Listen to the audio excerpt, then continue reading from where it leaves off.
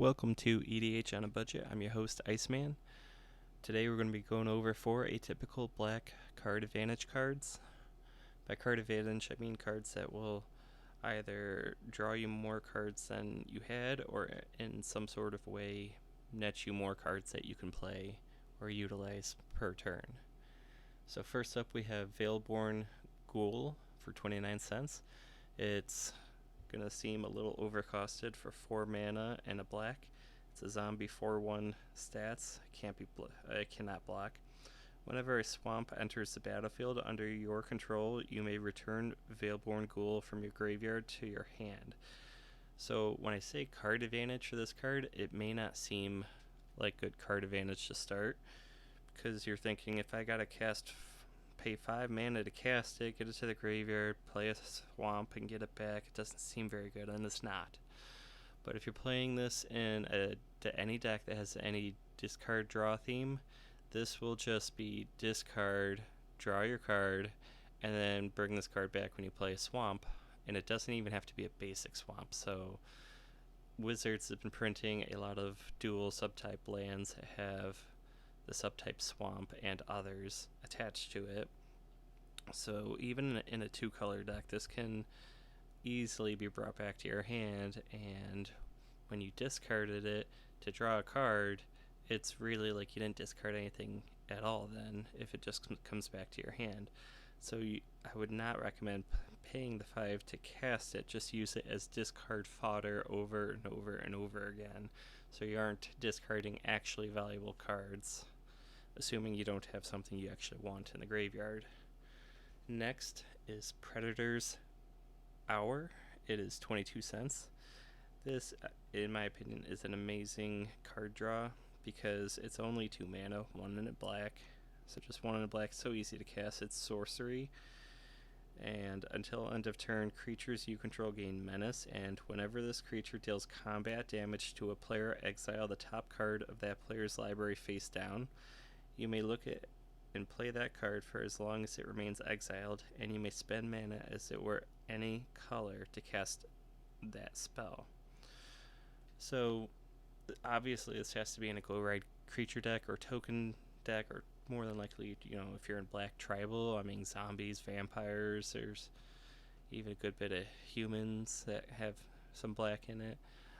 It's very, very easy to go wide in those strategies where you get 4, 6, 8, 10 creatures, and if you give them all menace, it's going to be pretty much impossible for anybody to block all of them.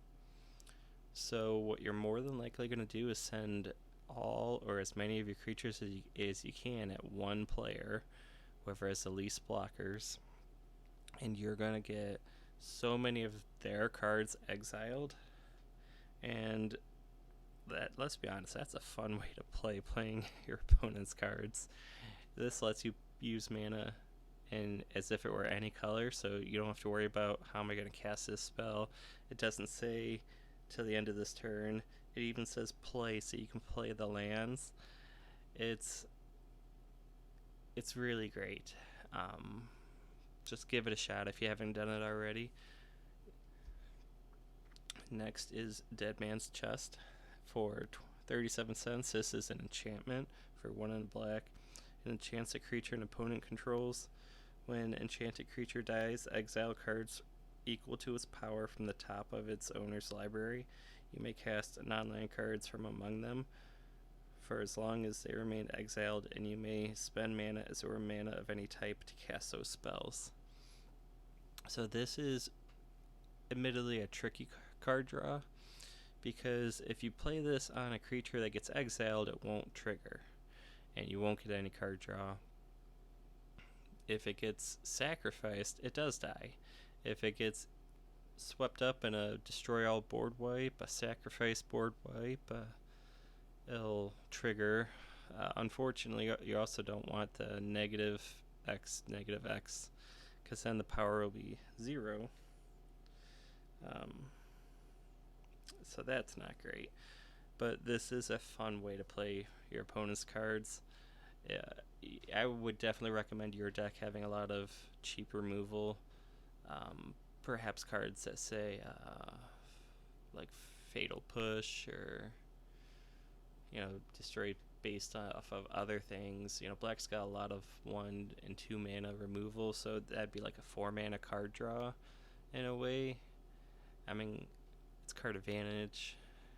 You're going to want to be specific on what creature you target. I would imagine you wouldn't want to put this on anything with power less than 4. I mean, if you only put on a 1 or 2 power creature, odds are pretty decent that you're going to hit a land or something not that good. But if you're hitting something with 4, 6, 8, 10 mana or 10 power, you're exiling a substantial portion of their library. And it doesn't say that you can play only one. It says cards. You may cast non-land cards for as long as they remained exiled. So it's not even till end of turn. It's not just one card, so it can lead to fun games. I wouldn't recommend this in higher powered tables, but definitely a casual deck that would be fun to play in. And the next card is basically one of my staples for black for decks that have 3 or more colors. Painful Truce is 16 cents. It has Converge. You draw X cards and you lose X life, or the number of colors you spent to cast Painful Truce. So obviously one of them has to be black, and ideally the other 2 would be 2 different colors.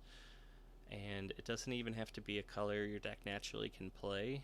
Like if you have Exotic Orchard, Fellwar Stone, any of those rocks that tap for mana of any color, or mana dorks, then it really becomes easy to get those 3 separate colors to trigger this.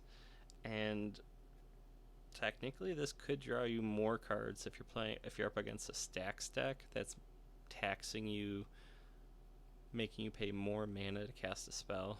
It just has to be worded in the right way where the spell costs more.